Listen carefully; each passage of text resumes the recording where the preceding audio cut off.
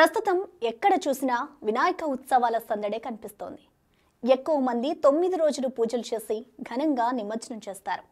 అయితే ఇప్పుడు మనం తెలుసుకోబోయే ఈ గణపయ్యను కూడా నిమజ్జనం చేస్తారు, కానీ మళ్ళీ తిరిగి తెచ్చుకుంటారు. ఎందుకో ఏంటో ఇప్పుడు తెలుసుకుందాం.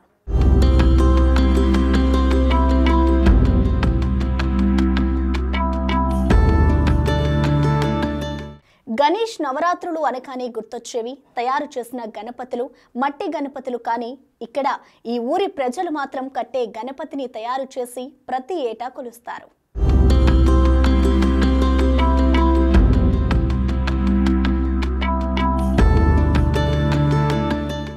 నిజామాబాద్ జిల్లా డొంకేశ్వర్ నూతన మండల కేంద్రంలోని ప్రజలంతా ఒకప్పుడు మహారాష్ట్రలోని పాలాజీ కట్టే గణపతిని దర్శించుకునేవాళ్ళు.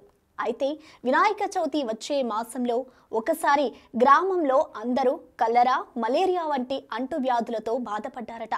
ఆ సమయంలో రాజారెడ్డి అనే వ్యక్తి గ్రామంలోనే వినాయకుడిని నిలుపుకుందామనే ఆలోచన చేసి నిర్మల్ పరిసర ప్రాంతాలలో చెక్క బొమ్మలు తయారు చేసే కళాకారులను కలిసి జిల్లేడు, మద్ది, రాగి, మర్రి, వేప చెట్ల 5 కర్రలతో కలిపి చెక్క గణపయ్యను చెక్కించారు.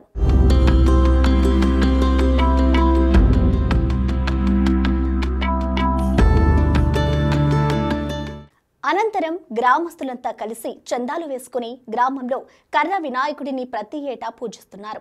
అయితే ఈ చెక్క గణపయ్యను మొక్కిన వారి కోరికలు వెంటనే తీరుతుండడంతో ఈ వినాయకుడికి సత్య గణపతిగా పేరొందాడు. అయితే ప్రతి ఏటా వినాయక చవితి రోజు మాత్రమే ప్రతిష్ఠించే ఈ గణనాథుడిని 9 రోజుల పూజ తర్వాత గంగానదిలో నిమజ్జనం చేసి తిరిగి ఇంటికి తీసుకువస్తారు. శుభ్రంగా తుడిచి భద్రపరుస్తారు. మళ్ళీ వినాయక చవితికి తిరిగి ప్రతిష్ఠిస్తారు. గ్రామంలో కులమతాలకు అతీతంగా అందరూ ఈ సత్య గణపతిని మాత్రమే పూజిస్తారు. 9 రోజుల పాటు అత్యంత భక్తి శ్రద్ధలతో, కఠిన నియమ నిష్ఠలతో పూజలు చేస్తారు. ఈ విధంగా ఈ వినాయకుడు ప్రత్యేకంగా నిలిచాడు. అది అన్నమాట అసలు విషయం. నిమజ్జనం చేశాక తిరిగి ఎందుకు తెచ్చుకుంటారో అర్థమైంది కదా.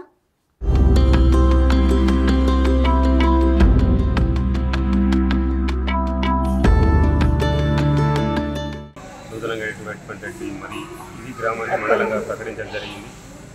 అదేవిధంగా ఈ సత్య గణపతి అనేది మేము 2018లో ప్రతిష్ఠించుకోవడం జరిగింది. అదేవిధంగా ప్రతి సంవత్సరం 18 నుండి ఇప్పటి వరకు కంటిన్యూ 7వ వార్షికోత్సవం జరుపుకుంటూ ఈ పొద్దున 6 గంటలకు పూజా కార్యక్రమం ఉంటుంది. 8 గంటలకు యజ్ఞహోమం జరుగుతుంది. తర్వాత 10 గంటల నుంచి అన్నదానము యథావిధిగా సాయంత్రం వరకు కొనసాగిస్తాం. మళ్ళీ సాయంత్రము 6:30 నుండి 7 గంటలకు మళ్ళీ పూజా కార్యక్రమం ఉంటుంది. మళ్ళీ ఈ నైవేద్యాలు ఆ కార్యక్రమంలో సాయంత్రం మహిళలు కానీ మగవారు కానీ అందరూ వచ్చేసి ఇప్పుడు ఈ ప్రసాదాలు తీసుకోవడం జరుగుతుంది. ఇక్కడ ఉన్నటువంటి కంకణబద్దులు మన వీడీసీ గారు కానీ ఇంకా యువకులు కానీ ఈ కంకణం కట్టుకున్నటువంటి యువకులంతా ఇక్కడనే మేము ఈ మండపంలో ఉంటూ సేవ చేసుకుంటూ ఇక్కడనే మేము పండుకోవడం జరుగుతుంది. అందరం ఊరంతా ఒక విధంగా ఉండి అందరం ఈ మటన్ కానీ చికెన్ కానీ అన్ని పౌష్టిక పదార్థాలు బంద్ చేసేసి ఊరంతా ఐక్యంగా భక్తి శ్రద్ధలతో జరుపుకుంటున్నాము. అయితే ఏంటంటే ఇక్కడ డొంకేశ్వర గ్రామంలో ప్రతి ఒక్క మెంబరు 10 రూపాయలు వేసేసి ఈ సత్య గణపతిని మేము ప్రతిష్ఠించుకోవడం జరిగింది. ఎవరి మీది మాది కాకుండా ఊరందరిది అనే విధంగా మేము దీన్ని చేసుకుంటున్నాము. అదేవిధంగా సత్య గణపతి అనే నామకరణానికి అందరూ వచ్చిన భక్తులందరూ వాళ్ళు కట్టిన ముడుపులకు ఫలితంగా ఉంది కాబట్టి వచ్చేసి వాళ్ళు మళ్ళీ వచ్చి ముడుపులు ఇప్పుకోవడం జరుగుతుంది. అదేవిధంగా చుట్టుపక్కల ఉన్నటువంటి ప్రతి గ్రామానికి మేము తెలియజేయడం జరిగింది. ఇక్కడ మహారాష్ట్ర కానీ ఇటు నిజామాబాద్ డిస్టిక్ ఆర్మూర్ ప్రాంతంలో అందరికీ మేము తెలియజేసాము. భక్తులు అధిక సంఖ్యలో డైలీ దినదినాన పెరుగుతూ ఉన్నారు. రోజు ఒక రోజు 2 కుంటలు అయితే 3 కుంటలు, ఆ విధంగా భక్తులు పెరుగుతుంది. డైలీ మేము ఏమైతుందంటే భక్తులు మీరు చూసినట్టుగా భజన కార్యక్రమాలు డైలీ చేస్తున్నాం. అదేవిధంగా నైట్ కూడా 11 గంటల నుంచి 2 గంటల వరకు భజన కార్యక్రమం జరుగుతుంది. భక్తులు కూడా అశేష దినంగా వచ్చి ఇక్కడ 12 కానీ 1 గంట వరకు ఉంటుంది. ఈ కంకణబద్దులు కూడా పాపం వాళ్ళు ఎక్కడి నుంచి వస్తారు కాబట్టి వాళ్ళు కూడా ఒక పిక్నిక్ వచ్చిన విధంగా వచ్చేసి ఇక్కడ మంచి అన్నసత్రంలో పాల్గొని వాళ్ళు ఇక్కడ సేదరి యథావిధిగా మళ్ళీ సాయంత్రం వరకు వాళ్ళు ఎక్కడెక్కడ వెళ్ళిపోతుంది. అంతా మాకు ఈ గ్రామానికి కూడా శుభం జరుగుతుంది. పాడి పంటలు మంచి మాకు లిఫ్టిగేషన్ కానీ గోదావరి నది కూడా ఉన్నాం కాబట్టి పుష్కలంగా వాటర్ ఉంది, మాకు వాటర్ వచ్చే ప్రాబ్లం లేదు. ఏంటంటే చిట్ట చివరంగా ఉన్న మాకు కూడా ఒక గుర్తింపు కావాలని చెప్పి సంకల్పంతో మేము ఈ గట్టె గణపతిని బాలాజీ స్ఫూర్తిగా నిర్మించుకోవడం జరిగింది. మేము శ్రీ సత్య గణపతిని 2018లో స్థాపించుకోవడం జరిగింది. ఇది 7వ వార్షికోత్సవం.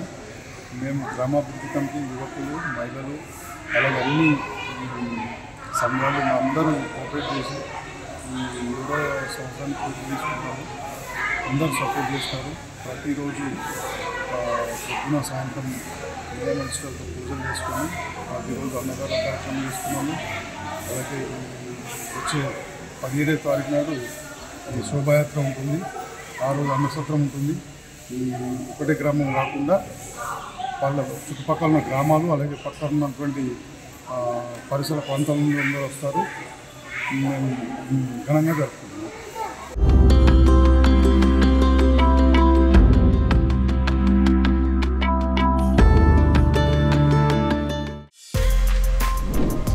For more videos like this, subscribe Big TV channel.